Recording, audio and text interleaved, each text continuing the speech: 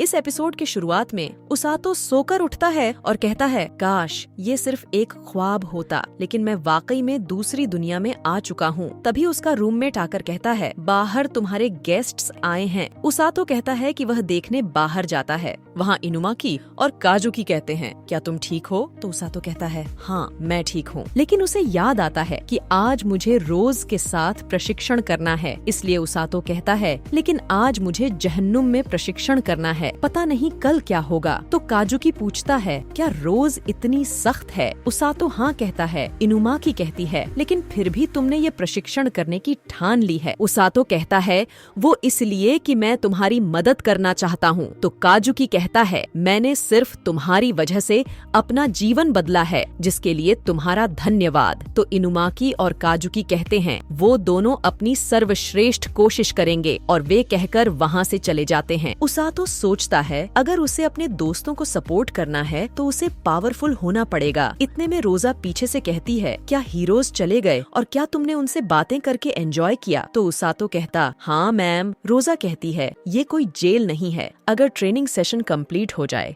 तो तुम किसी से भी मिल सकते हो। रोज उसे एक किताब देकर कहती है, इस किताब में लिखो कि तुम्हें ट्रेनिंग सत्र कैसा लगा और हम ब्रेकफास्ट के बाद शुरू करेंगे। तो उसातो दिल में सोचता है, मेरे लिए तो जहन्नुम आ गई है। कुछ देर बाद उसातो अपने सीने पर हाथ रखकर खड़ा होता है और वह दिल में सोचता है कि ये तो इतना मुश्किल नहीं है। रोज कहती है, तुम क्या महसूस कर रहे हो? तो वह कहता है, उसे सीने में गर्माहट महसूस हो रही है। तो रोज कहती है कि यह माना है और तुम्हें इसे अपनी बॉडी से बाहर निकालना है, लेकिन अभी के लिए तुम सिर्फ इसे बॉडी में फ्लो होने दो। उसके बाद वह एक किताब पढ़ने का कहती है, लेकिन उसातो सोचता है कि वह इनकी जुबान नहीं पढ़ सकता, लेकिन क्योंकि वह हीरोज में से है इसीलिए वह यह किताब पढ़ पा रहा होता है। रोज कहती है, हमारा किंगडम डेमन से सबसे करीब है, इसीलिए जब भी हमला होता है तो सबसे पहला खतरा हमें होता है, इसलिए यह किताब तुम्हें डेमन्स के बारे में जानकारी देगी। तो वह सोचता है, ये सब तो बहुत आसान है, और अगले दिन वह जॉगिंग करता है। लेकिन तीसरे दिन रोज उसे तब तक दौड़ने का कहती है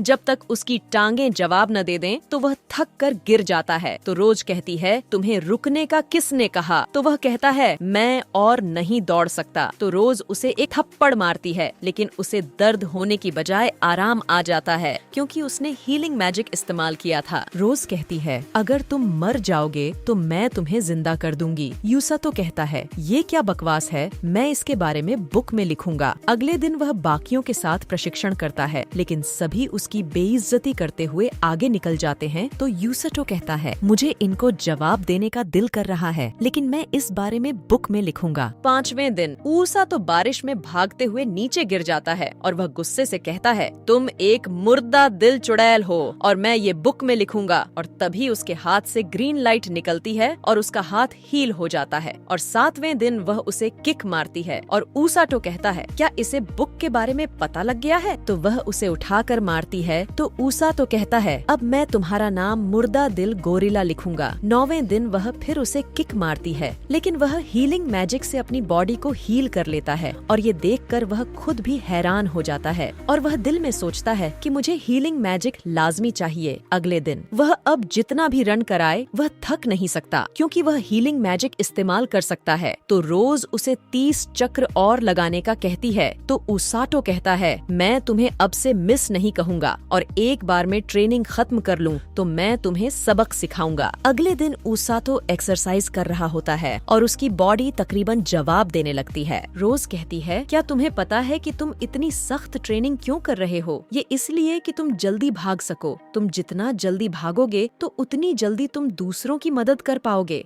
12वें दिन वह सारा दिन ट्रेनिंग करता है और अगले दिन वह वेट पहनकर दौड़ता है। अगले दिन उसका लंच बॉक्स नहीं मिलता, तो वह पूछता है कि क्या उसे किसी ने देखा? तो उनमें से एक कहता है, वो तो मैंने खा लिया। तो उसातो उसके पीछे वेट पहने ही भागता है, जो कि रोज की साजिश थी। एक हफ्ते बाद काजुकी और इनुमाकी उसे मिलने आते हैं और वो उसातो की सख्त ट्रेनिंग देखकर हैरान हो जाते हैं। रोज कहती है, क्या तुम्हारी अब से बस हो गई? तो वह कहता है, नहीं, तुम्हारा वजन कौन सा कोई ज्यादा है? तो रोज एक और पत्थर उसके ऊपर रख देती है। इनुमाकी कहती है, वाह, उसके बॉडी कितनी मस्कुलर लग रही है। काजुकी कहता है, ये तो बहुत क्रूल है। तो वह सिग्लिश के पास आकर कहता है, तुम इस नौजवान के साथ क्या कर रही हो? तो रोज कहती है, मेरे से हाथ हटाओ, मैं यूसाटो को अपना सक्सेसर बनाऊंगी और वह मेरी ट्रेनिंग को भी सरवाइव कर गया है। रोज कहती है, तुम जाकर अपने दोस्तों के साथ लंच क्यों नहीं करते? तो ऊसाटो उनके साथ चला जाता है। काजुकी बताता है, सिग्लिस इस किंगडम का सबसे पावरफुल नाइट है और वह हमें तलवार से लड़ना सिखा रहा है। ऊसाटो कहता है, ये जवान लड़की कौन है? तो वह जवाब देती है, मेरा नाम सेलिया है और मैं किंग लिंगर की बेटी हूँ। ये सुनकर ऊसाटो माफी मांगता है तो वह ऊसाटो से फॉर्मल न होने का कहती है। इनुमाकी कहती है, काजुकी ने भी इसी तरह बर्ताव किया जब उसने प्रिंसेस को देखा था।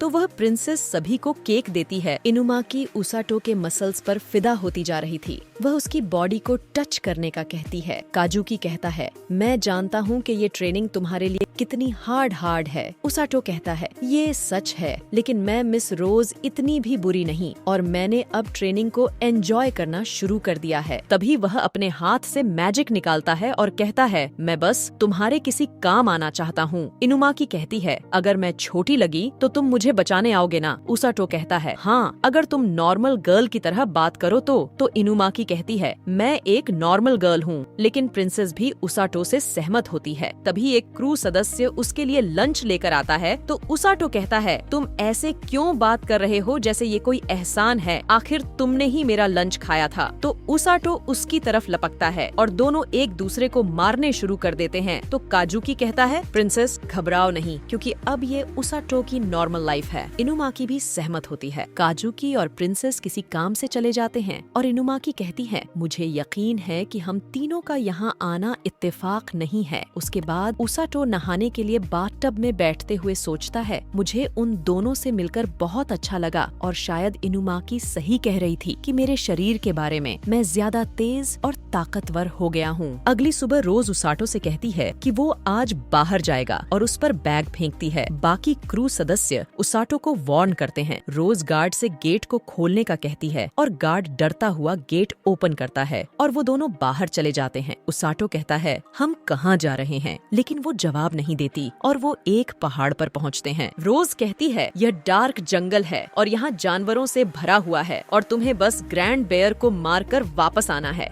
ये सुनकर ऊसाटो डरकर चिल्लाता है। जब ब्लू 100 साल तक जीता है तो वह ग्रैंड बेयर बनता है और सिर्फ ब्लू बेयर ही जानलेवा होता है। लेकिन रोज उसे कहती है कि तुम उसे हरा लोगे और उसे नीचे फेंक देती है। दोस्तों, आप कमेंट करके बताएं कि आपको ये वीडियो कैसी लगी और मैं आपसे मिलूंगी एक नई वीडियो में।